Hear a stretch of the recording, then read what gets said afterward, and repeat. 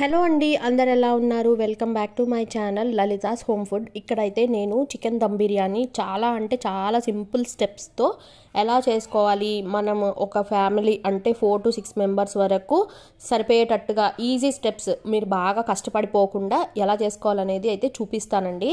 మీరు వీడియోని ఎక్కడ స్కిప్ చేయకుండా చూడండి. అండ్ అలాగే నా ఛానల్ ఫస్ట్ టైం చూస్తున్నట్టయితే మీ ఫ్రెండ్స్ అండ్ ఫ్యామిలీకి షేర్ చేయండి. అలాగే సబ్స్క్రైబ్ చేసుకోవడం అస్సలు మర్చిపోద్దండి. ఇక్కడైతే నేను ట్రైపాడ్ కొత్తది కొనుక్కున్నానండి. దానికోసం ఇవాళ ఫస్ట్ వీడియో ఇలా చికెన్ దమ్ బిర్యానీ అయితే చేసాము. ఇక్కడ 30 kg చికెన్ అయితే తీసుకొని బాగా ఉప్పు అయితే వేసి బాగా నీట్గా కడుక్కున్నానండి. కడిగి పక్కన పెట్టుకున్నాను. అలాగే వాటర్ డ్రైన్ చేసేసుకోండి. తర్వాత ఇప్పుడు ఒక మిక్సింగ్ బౌల్ తీసుకొని దాంట్లోకి ఈ చికెన్, అలాగే అల్లం వెల్లుల్లిపాయ పేస్ట్ ఒక 2 స్పూన్స్, కారము నేను ఇక్కడ 3 స్పూన్స్ అయితే వేసానండి. ఉప్పు తగినంత వేసుకోండి. ఇవి బాగా మిక్స్ చేసుకోవాలి. అలాగే మనకి పుదీనా, కొత్తిమీర కూడా యాడ్ చేసుకోవాలండి. ఒక ఫుల్ లెమన్ అయితే స్క్వీజ్ చేసి వేసేసుకోండి.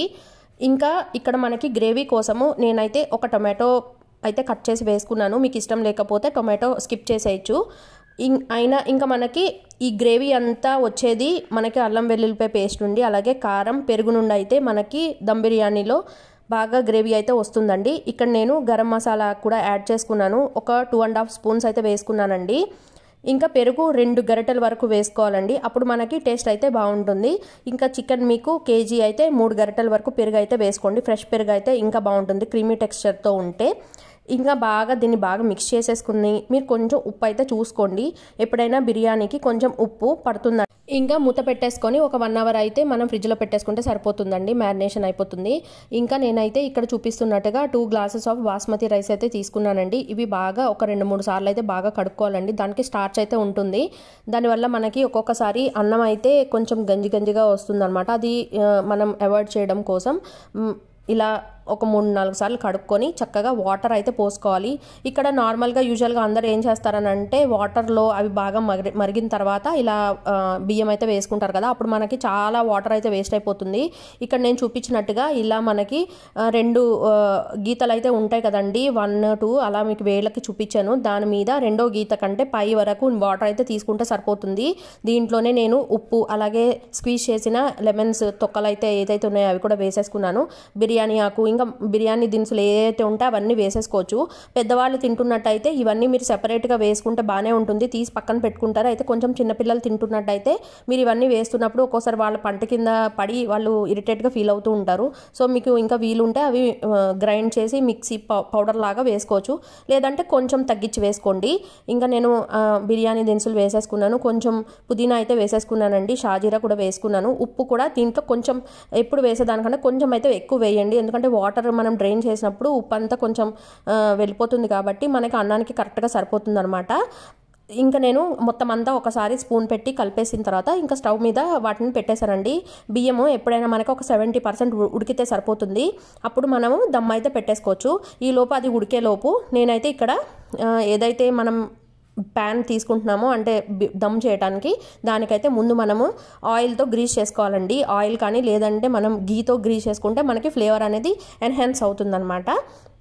సో నేను ఇక్కడ కొంచెం ఆయిల్, అలాగే ఇంకొంచెం గీ కూడా తీసుకున్నాను. నెయ్యి తీసుకోవడం వల్ల మనకి బాగా ముక్క అనేది కొంచెం బాగా వేగుతుందన్నమాట. సో ఇంకా నేను బాగా మనం మ్యారినేట్ చేసుకున్న ముక్కలను అయితే బయటకు తీసేసి ఈ గిన్నెలో వేసేసుకొని చక్కగా సర్దేసుకున్నాను. మీరు 2 లేయర్డ్గా వేసుకోవాలనుకుంటే ఇంకొంచెం పక్కకు తీసి రైస్ వేసుకొని మళ్ళీ మీరు ఈ మ్యారినేట్ చేసుకున్న చికెన్ మళ్ళీ రైస్ అలా వేసుకోవచ్చు అనమాట. నేను అలా చేయను. కింద మొత్తం అంతా వేసేసి కర్రీ దానిపైన నేను ఇలా రైస్ అయితే వేసుకున్నాను. రైస్ చూసారా మనకి ఓన్లీ 70% ఉడికింది. మొత్తం రైస్ అంతా వేసేసుకున్నానండి. ఇంకా మనకి కొంచెం 1/2 గ్లాస్ వాటర్ అయితే పక్కకు అయితే తీసి పెట్టుకోండి, ఉడికిన నీళ్లు. ఇంకా కొంచెం పాలల్లో అయితే నేను ఈ yellow ఫుడ్ కలర్ అయితే యాడ్ చేసుకున్నాను. మీకు ఇష్టం లేకపోతే స్కిప్ చేసేసి మనకి కుంకుమ పువ్వు ఉంటుంది కదా, అదైతే పాలల్లో కొంచెం మీరు 2-3 రెబ్బలు అయితే వేసుకుంటే చక్కగా మీకు కలర్ అయితే వస్తుందన్నమాట. నేను ఇలా కార్నర్స్కి ఏం వేస్తున్నానంటే ఈ మనకి బియ్యం ఉడికిన నీళ్లు ఉంటాయి కదా, ఉప్పు నీళ్ళు, అవైతే వేస్తున్నాను. అంటే మనకి మాయిశ్చర్ అనేది ఉండాలండి. మాయిశ్చర్ లేకపోతే ఏమవుతుందంటే కింద చికెన్ బాగా ఉడికిపోయి బ్లాక్గా అయిపోతుంది. అండ్ మనకి రైస్ ఫ్లేవర్డ్గా బాగానే ఉంటుంది కానీ తినడానికి బాగోదు. సో అందుకని కొంచెం మాయిశ్చర్ కోసం హాఫ్ గ్లాస్ వాటర్ అయితే వేసాను. అలాగే కలర్డ్ వాటర్ కూడా వేసేసుకున్నాను. ఇంకా దాంట్లోకి వేయించిన జీడిపప్పులు అయితే వేసానండి. బట్ షూటింగ్ తీసేటప్పుడు ఏమైందంటే స్టవ్ ఆఫ్ చేశాను అనుకున్నాను, ఆఫ్ చేయలేదు. సో ఒక సైడ్ కొంచెం క్రంచీగా వేగిపోయాయి అనమాట.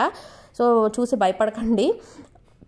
ఇంకంతేనండి, మనకి దమ్ పెట్టేసుకుందాము. ఇది ఎగ్జాక్ట్గా 45 మినిట్స్ అయితే దమ్ పెట్టాలండి. దాంట్లో హాఫ్ అన్ అవర్ అయితే మనం మామూలుగా సిమ్లో పెట్టేసుకొని, నేను ఇలా చేస్తానండి. బాగా చాలామంది ముద్దలు పిండి ముద్దలు అయితే కలిపేసి దాని చుట్టూ పెట్టేసి మళ్ళీ దాన్ని వేస్ట్ చేసి పడేస్తూ ఉంటారు. నేనైతే అలా చేయాలని నాకు ఇష్టం ఉండదు. అందుకని ఏం చేస్తానంటే చక్కగా ఇలా మనకి దంచుకునేది ఇలా రోల్ ఉంటుంది కదా, దాన్ని తిరిగేసి పెట్టేసి గట్టిగా మూతని ఒక కాటన్ క్లాత్ అయితే కప్పేస్తానమాట. దానివల్ల మనకి ఈ వేపర్ అనేది బయటకు వెళ్లకుండా లోపలే మగ్గిపోతుంది.